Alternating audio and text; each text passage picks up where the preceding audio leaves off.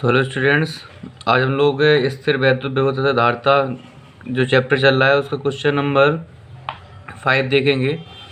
एक समांतर पट्टिका संधारित्र जिसकी पट्टिकाओं के बीच वायु भरी है, यह वायु है जिसकी धारिता 8 पिकोफैरेड है।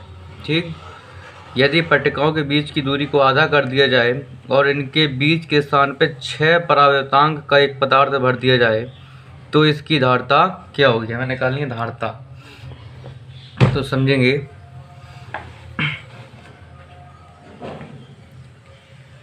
क्वेश्चन नंबर था ये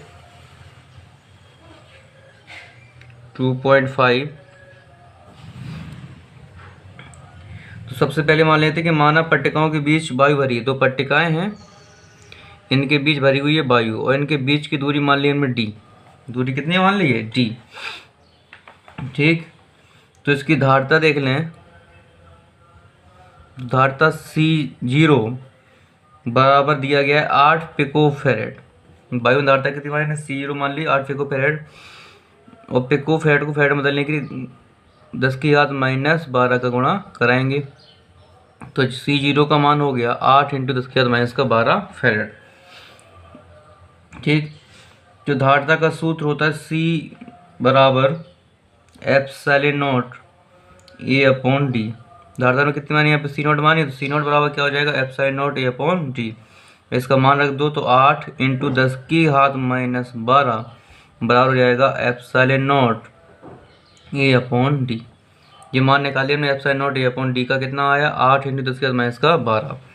ठीक है।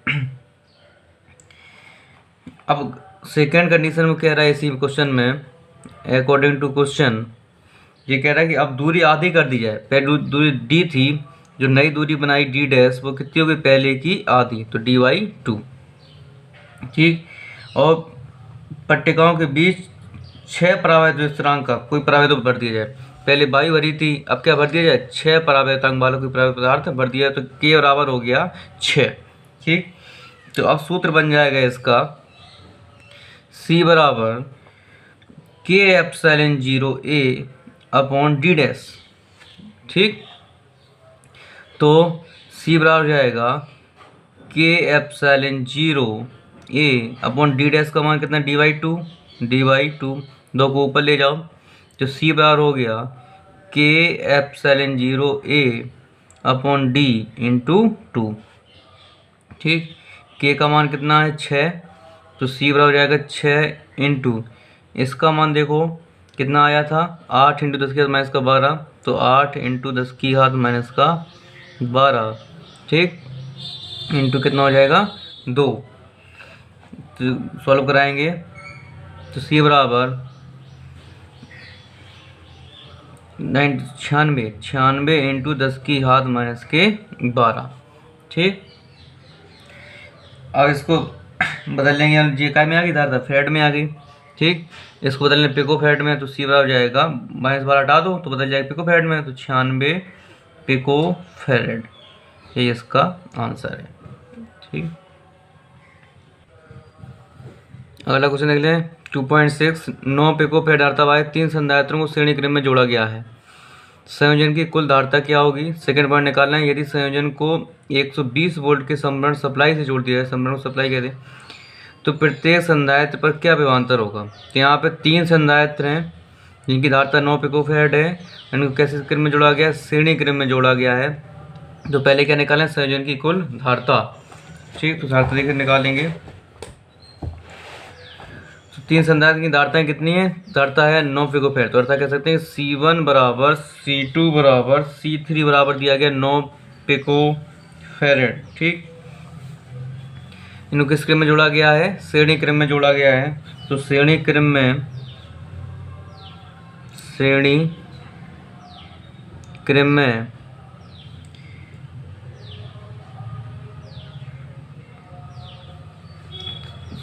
में कुल धारिता कितनी हो जाएगी? 1/, सूत्र होता है C = 1/C1 + 1/C2 + 1/C3।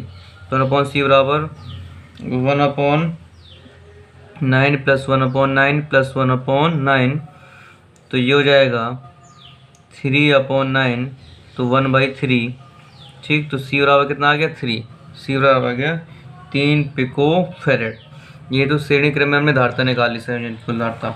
ठीक है, तो उसने कहा है कि यदि इसे हम 120 वोल्ट की सप्लाई से जोड़ दें तो विभव बी बराबर कितना हो गया 120 वोल्ट। विभव है बी इक्वल 120 वोल्ट। ठीक, तब पूछा कि प्रत्येक संधारित्र पर कितना विभवांतर होगा। तो C1 पर विभवांतर देखें, C1 पर विभवांतर V1 इक्वल हो जाएगा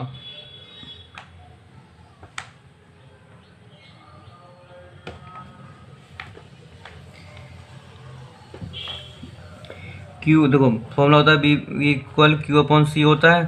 तो श्रेणी क्रम में आवेश कैसा होता है, नियत होता है, लेकिन जो धारता है वो बदल जाएगी, धारता कितनी हो जाएगी C1। तो Q B1 इक्वल कितना हो जाएगा Q/C1। ठीक है, तो देखेंगे इसमें हम लोग, तो Q का मान निकाल लें पहले हम लोग, किस Q कितना आया था। तो Q बराबर हो जाएगा CV। Q बराबर क्या होता है C इंटू V।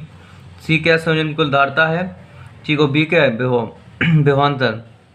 तो धारता कितनी 3, विभवांतर कितना था 120। तो ये कितना हो जाएगा Q इक्वल 360 पिको फेरेड। ठीक है, इसमें ये मान सॉरी आवेश निकालें तो पिको फेरेड नहीं होगा, आवेश कूलाम में होता है। ठीक, मात्रा क्या हो जाएगा कूलाम।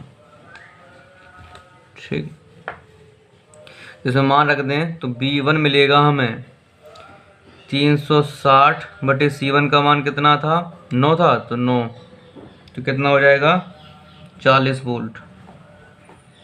हो गया 40 वोल्ट। ऐसे निकालेंगे C2 पर विभवांतर B2 बराबर Q/C2। तो Q तो वही है आवेश 360, C2 का मान भी वही है 9, ये भी कितना आ गया 40 वोल्ट। ऐसे हम C3 पर निकाल लें विभवांतर B3 बराबर Q/C3। तो ये हो जाएगा 3, वही आवेश 360 और C3 कितना है 9, तो ये भी कितना हो जाएगा 40 वोल्ट। ठीक, ये हमारे आंसर होगा।